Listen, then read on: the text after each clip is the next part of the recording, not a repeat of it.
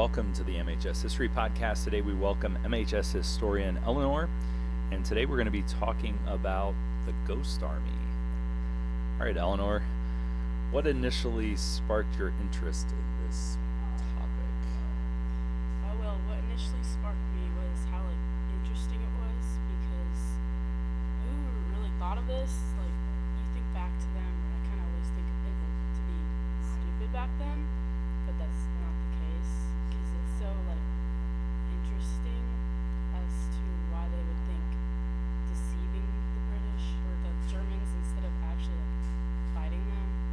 But it makes sense in a way because we didn't really want to fight in World War II anyways, so this tactic made it so we didn't actually.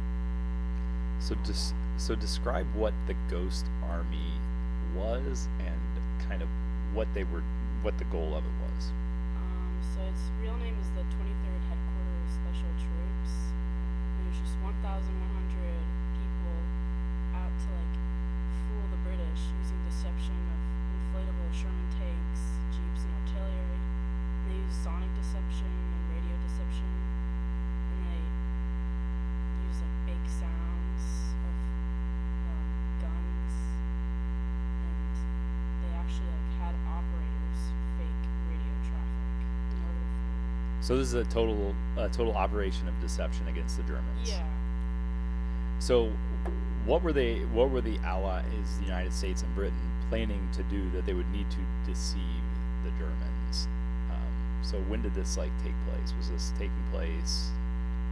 One of their most successful operations was the Operation Wurzensen March in 1945, because it diverted German attention away from the Allied crossing over the Rhine River.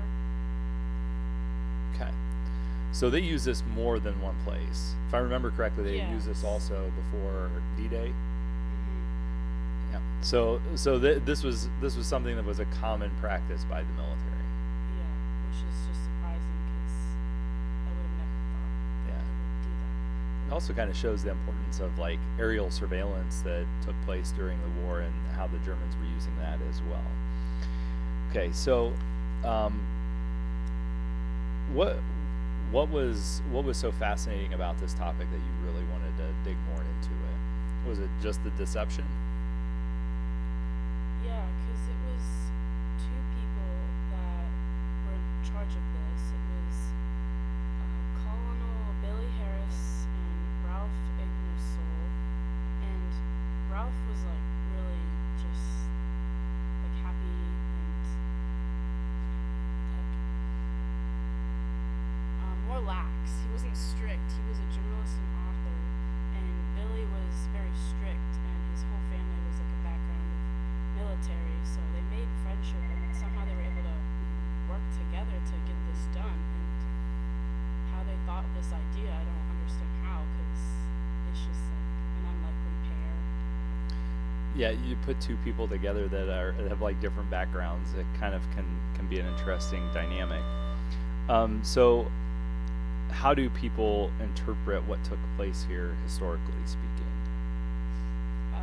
It was classified until 1996. So after that, there was a book released called